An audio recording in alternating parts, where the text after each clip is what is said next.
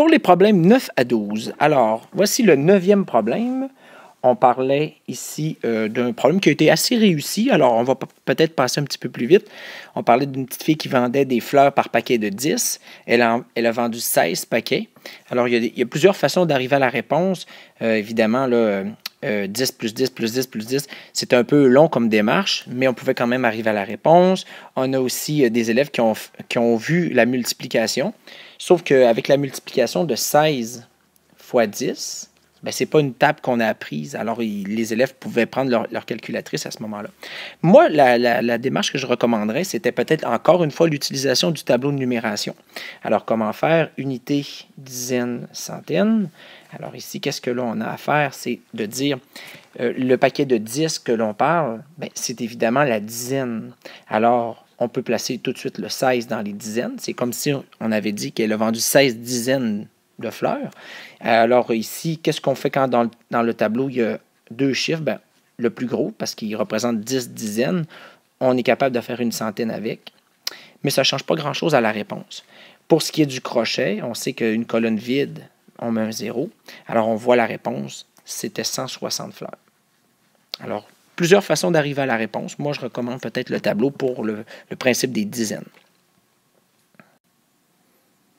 Pour le deuxième problème dans cette correction, c'est-à-dire le 10e, par rapport au cul de castor et de chien, ici, tous les élèves qui ont eu la bonne réponse, je pense, ont utilisé le tableau de conversion de mesure parce que comparer des centimètres ici à des décimètres, ça peut être très embêtant.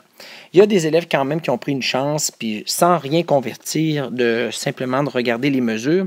Et ce n'est pas une très bonne démarche à faire parce que quand les nombres seront plus gros en 5e, 6e année, par exemple, ça va être difficile dans notre tête de voir la différence entre les deux.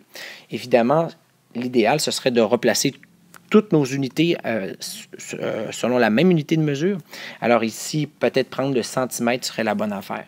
Ce qu'il faut faire alors, c'est de transformer notre 5 décimètres. On sait comment utiliser notre tableau de conversion de mesure. C'est pas très long à faire. Alors on met le 5 dans les décimètres et on se rend avec la technique du crochet jusqu'au centimètre. Alors on voit la réponse pour la queue du chien qui était de 50 centimètres et on voit en même temps qu'il est le gagnant parce que l'autre avait 40. Alors, c'était la queue du chien.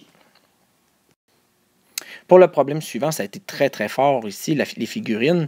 On parle de petites filles qui ont des figurines d'animaux comme ça. Et bien, le 4, qu'on voyait très bien répété ici, était répété 4 fois. Alors, la réponse, c'était 16 figurines. C'est un peu décevant de voir les gens qui ont fait 4 plus 4 plus 4 plus 4, sauf que c'est la bonne réponse quand même qui fait 16.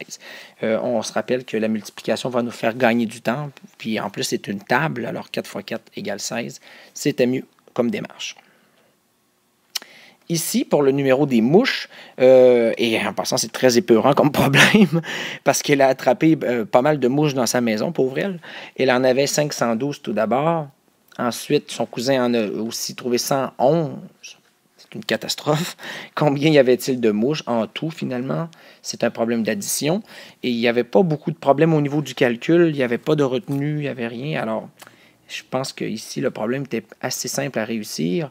C'était 623 pour les mouches.